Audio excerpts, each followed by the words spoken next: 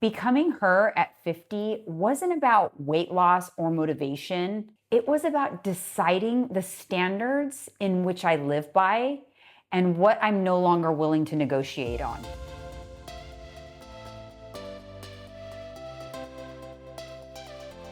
If you're new here, I'm Janine. I'm a coach for women in midlife. I'm in menopause myself, and I help women build strong, confident bodies without dieting their lives away.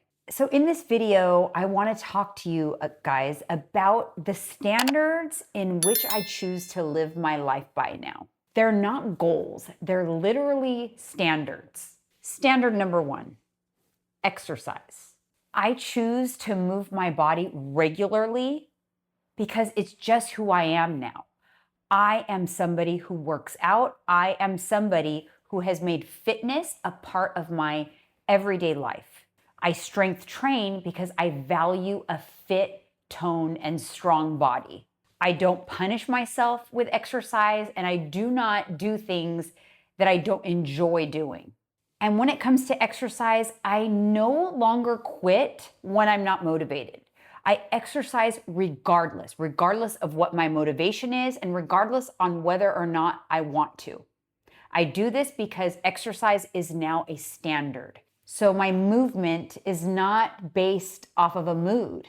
It's based off of this standard that I have set. Like, not exercising just is no longer an option. It's difficult for me to even be able to comprehend how exercise wouldn't be a standard in everybody's life. Nutrition. I now operate under a standard of nutrition. I eat to nourish my body, but also for enjoyment. But I make sure that I eat in such a way that supports my health, my strength, and my future. Some of my standards around nutrition are I no longer undereat or eat to stay small or stay hungry. This is something that I had done in the past. It's just not a healthy mindset about nutrition. I don't restrict to feel in control. I have this mindset that when it comes to food, nothing is off the table. I can eat anything I want at any time that I want it.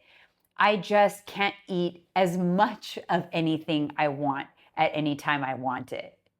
It's just a little mindset shift, and it really made a big difference for me because truly nothing is off the table. I eat for my goals. Whatever my physique goals are at the time, I eat according to those goals, and I don't let anything take me out of that. I also make it a point in my life to not eat like an asshole. This is something that I used to do. I used to have a little bit of an all or nothing mindset when it came to food. And now that's just not the standard in which I live by. If I choose to indulge in some pizza, now, I would have a couple of slices of pizza. My old standards would be if I choose to have pizza, it means I'm going to have as much pizza as I can possibly fit into my stomach. The next standard that I choose to live by is just taking care of my body. I do so by prioritizing sleep, and I know I talk about this ad nauseum on this channel, but it's not always something I did prioritize, and I didn't romanticize it and make it like a special thing. Now, when I get into bed at the end of a busy, productive day, it's kind of like I treat sleep as like my reward for having a productive day and doing the things I said I was going to do. And now, as my reward, I get to slide into a cozy bed and enjoy my sleep routine. Another thing I do when it comes to taking care of myself is I don't push through exhaustion. If for whatever reason I did have interrupted sleep or my schedule was altered, I give myself grace knowing that I need to recharge that battery. I also am very mindful of my batteries, and if they get depleted, I know that I need to make an effort to recharge them. You cannot run on an empty battery. And for me personally, it's not only like physical needs that make me deplete my battery. For me, it is mental. Like a lot of times, like social situations, or let's say after a period of a very social weekend, I will know that I need time to recharge my battery because those situations tend to make me feel depleted. And now rather than ignoring that, I pay attention to it and I will take steps to recharge. This is probably the most important standard when it comes to taking care of my body. I treat my body like my most prized possession, like something I plan on keeping for a very long time. I think oftentimes we treat our most prized possession like it's a given. And I am grateful every single day that I wake up and I'm alive and I'm healthy and I can function.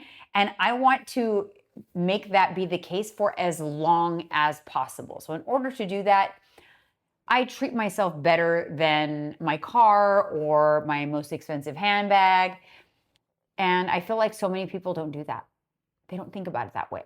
The next standard in which I live by, and I would say this is something that I changed more recently over the past year or so, and it is no longer setting limits for myself and what I can achieve. Or I stopped shrinking like what it is that I want for fear that that would open me up to the failure of not getting it. I hope that makes sense. But I feel like in the past, I've limited into what I allowed myself to want because I didn't want to open myself up to not getting that and admitting to myself that I really wanted it. So it's almost like a grief if you can't get it. That mindset really limits what you can achieve in life. It's like we create like this ceiling for ourselves, and it's self-inflicted because there is no ceiling. And you're going to pretty much make it impossible to go beyond that ceiling with that mindset. You know, you're never going to go past the limits that you have set for yourself. That will stop you. And that is something that I changed over the last few years. And since I did that, I have been able to achieve things in my life, in my physique, in my world that would have never been possible had I still been operating under the standard of limiting beliefs. So we took that ceiling away. Now I operate from the mindset of anything is possible, and I'm not limiting myself based on a fear of failure. Another standard I've set for myself, and I feel like it's often taboo to admit this for some reason, but my standard is taking care of myself, taking care of my appearance, looking my absolute best. And I'm not afraid to admit that. And I think more women need to be okay admitting that they want to look their absolute best. Not because they want to be healthy, which those are my other standards. But for this particular standard, it is just about appearance. My standard is to look my absolute best that's within my control. I take care of my skin. I dress in a way that makes me feel confident, not based on how others think I should dress for my age, but what makes me feel confident in my own skin. I don't save feeling good for special occasions. I want to look and feel good all of the time. I've even made it a point to dress up, show up, put makeup on, dress cute on days that I don't even leave the house. And that makes a huge impact on my productivity for the day and my mood. The way I feel about looking good and setting this standard for yourself where you want to look your absolute best, it is the biggest form of self-respect. I feel like when that's not a standard that you set for yourself, it is a form of disrespecting yourself. And I think that when I started to look at it that way, it kind of just changed my whole feelings on it. Like, that's right. Like, how could I disrespect this life that I've been given, this body that I've been given? I want to put my best foot forward at all times. And that's totally okay. And I want to do that without guilt and without being shamed for being vain. The next standard I set for myself is doing what makes me feel my best. I have just come to this mindset of I'm just not going to do things that I don't want to do if I don't have to. I'm much more selective with where I spend my time. Granted, I don't have a lot of spare time. So when I do, I treat it as gold, and I'm not going to do things I don't want to do to spare others' feelings. I'm sorry, I'm not. I spent a lot of time going places and doing things that I really didn't want to do. And now I'm a lot more selective about that. And it is rare that I will put myself in a situation that I don't want to be in to spare the feelings of somebody else. I guess let's call it my selfish era. But I feel like more midlife women need to be entering into the selfish era because we gave a lot of ourselves in our 20s, 30s, even our 40s. But there comes a time when, it's okay to kind of like rein it in. And if I don't want to do it, and if I don't want to be there, I simply say no thank you instead of even making excuses for it. You don't have to explain yourself away. Simply, no thank you, I'm not interested. And that was powerful when I started to do that. Powerful. I pay attention to situations that drain me, that don't fuel or inspire me, and I remove myself from those situations. I've given myself permission to prioritize me. I keep telling my husband that this is my selfish era. And,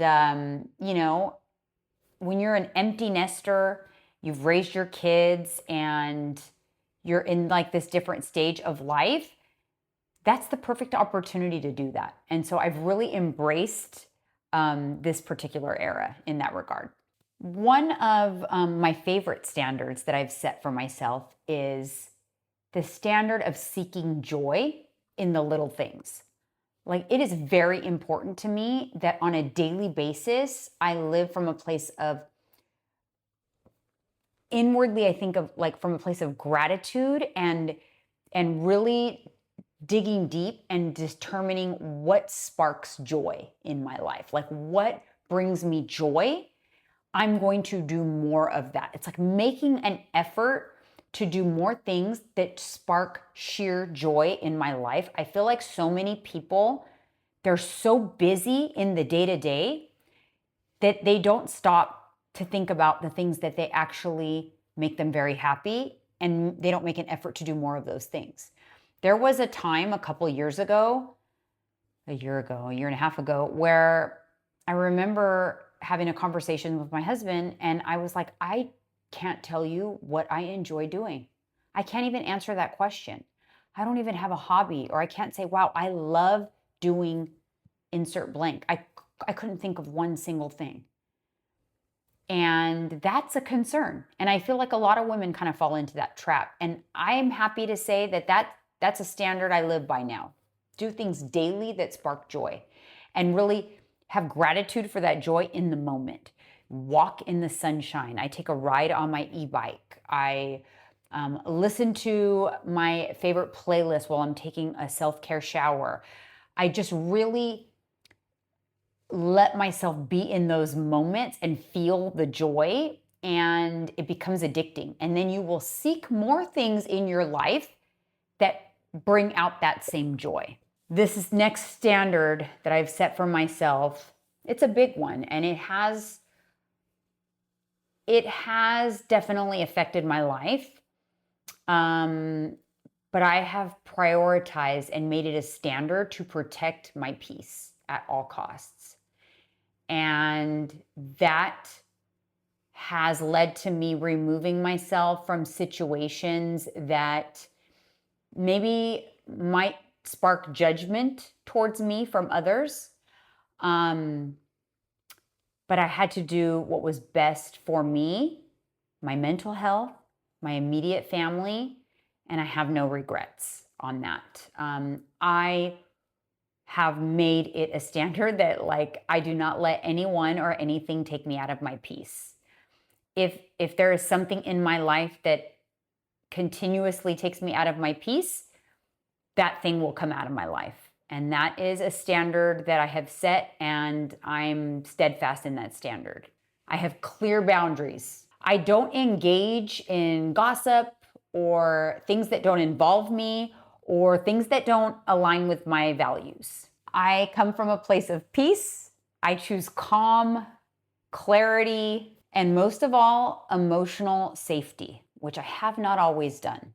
Becoming her at 50 wasn't about doing more. It was deciding about how I live and how I want to live. Things like what I tolerate in my life and things that are just no longer up for negotiation. These are my standards, and quite frankly, they changed everything.